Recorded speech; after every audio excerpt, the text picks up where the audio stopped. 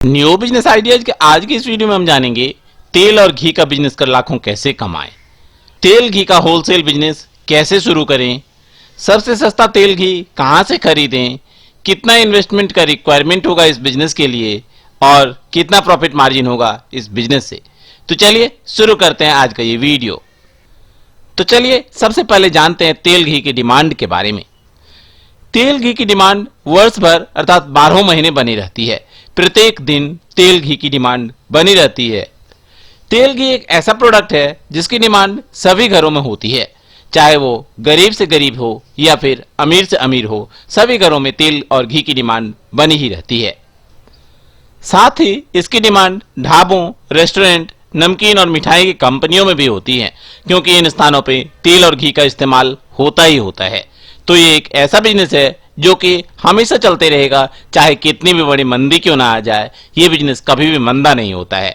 और इस प्रकार से आप ये बिजनेस करके लाखों में कमाई कर सकते हैं। तेल घी का होलसेल बिजनेस अलग अलग टाइप से किया जा सकता है, जैसे कि डीलरशिप या एजेंसी लेकर। विभिन्न कंपनियां जैसे फॉर्च्यून हो गई, दारा हो गई, अमूल हो गई, ये सारी डीलरशिप देती है। इसका एजेंसी लेके तेल घी का बिजनेस किया जा सकता है।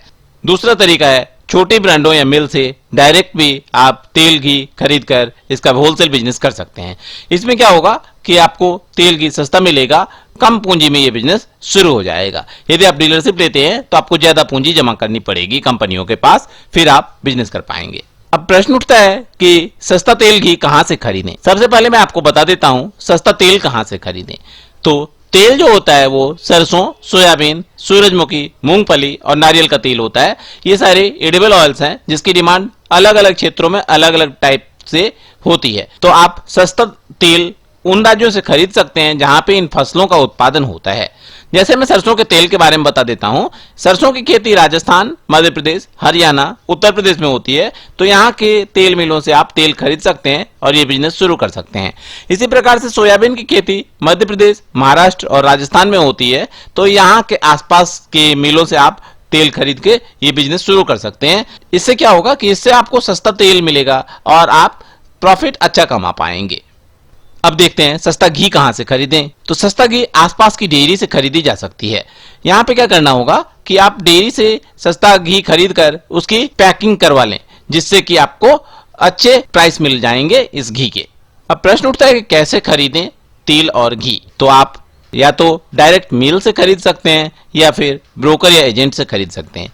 यदि आप डायरेक्ट मिल से खरीदेंगे तो आपको सस्ता मिलेगा और ब्रोकर या एजेंट से खरीदेंगे तो थोड़ा सा उनका कमीशन होगा, लेकिन जो ब्रोकर होंगे ना वो आपको अपनी तरफ से भरपूर सुविधा उपलब्ध कराएंगे। जो भी आपकी जरूरत होगी उसकी पूर्ति वो करवा देंगे तुरंत, लेकिन थोड़ा सा प्राइस ज्यादा लेंगे।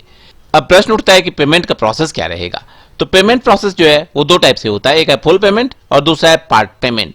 जैसा कि मैंने आपको पहले बताया कि ये बिजनेस आप दो तरह से कर सकते हैं, डायरेक्ट मील से खरीद के और ब्रोकर से खरीद के। तो यदि आप डायरेक्ट मील से खरीदेंगे तो आपको फुल पेमेंट करना पड़ेगा। फुल पेमेंट का मतलब ये है कि जैसे ही माल डिस्पैच होगा उससे पहले आपको पूरा का पूरा पेमेंट करना पड़ेगा, तब जाके माल वहां से चलेगा ट्रक में। जबकि पार्ट पेमेंट में क्या होगा, आपको कुछ पेमेंट करना होगा, बाकी माल आपके स्थान पे पहुंच जाएगा, फिर आपको बाकी का पेमेंट करना होगा। यदि आप डायरेक्ट मिल से तेल खरीदते हैं तो आपको पार्ट पेमेंट का ऑप्शन शायद ही मिले, क्योंकि पहली बार दूसरी बार शुरू में जो मिल मालिक है वो तो आपको नहीं जानते हैं ना, तो वो आपको माल भेजने से पहले फुल पेमेंट करने के लिए बोलेंगे। और यदि आप ब्रोकर के थ्रू खरीदेंगे तो क्या होगा कि आपको पार्ट पेमेंट का ऑप्शन मिल जाएगा, क्योंकि ये ब्रोकर की जिम्मेदारी होगी कि दोनों तरफ से जो है अच्छे ढंग से ये कारोबार चले, अर्थात आप भी पेमेंट कर दें मिल मालिक को समय पे और मिल मालिक भी टाइम पे आपको जो प्रोडक्ट है, जो तेल या घी है, वो भेज दे। तो थोड़ा सा फायदा यहाँ पे ब्रोकर से खरीदने में ये होता है। अब प्रश्न उठता है कि किन चीजों की आवश्यकता है इस बिजनेस को करने के लिए। तो इसके लिए फर्म या कंपनी का रजिस्ट्रेशन होना चाहिए, जीएसटी रजिस्ट्रेशन होना चाहिए, दुकान एवं गोदाम होना चाहिए जहां पे आप स्टोर करेंगे तेल और घी, ये भी होना जरूरी है।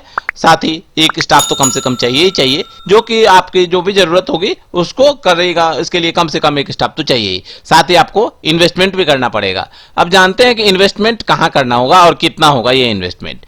तो ये इन्वेस्टमेंट होगा डीलरशिप और एजेंसी यदि आप लेते हैं तो क्या होगा, सिक्योरिटी डिपॉजिट आपको देनी पड़ेगी, साथ ही स्टॉक अमाउंट देना पड़ेगा और आपको इंफ्रास्ट्रक्चर के लिए भी इन्वेस्ट करना पड़ेगा।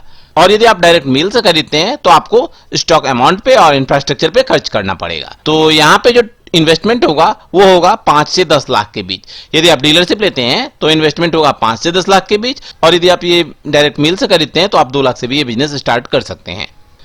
अब प्रश्न उठता है कि इस बिजनेस में प्रॉफिट कितना होगा। तो प्रॉफिट जो होगा वो होगा कुल लागत पर, सामान्यतः यह 5 से 20% तक होता है, लेकिन ये फिक्स नहीं है कि 5% ही होगा या फिर 20% ही होगा।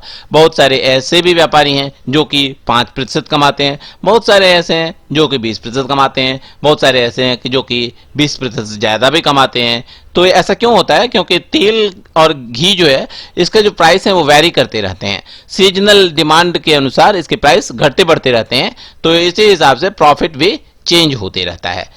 यदि आपको किसी भी बिजनेस संबंधित कोई भी क्वेश्चन हो तो आप कमेंट सेक्शन में अपना नाम और अपने शहर का नाम लिखकर वो प्रश्न पूछिए, मैं आपके प्रश्नों के जवाब दूंगा।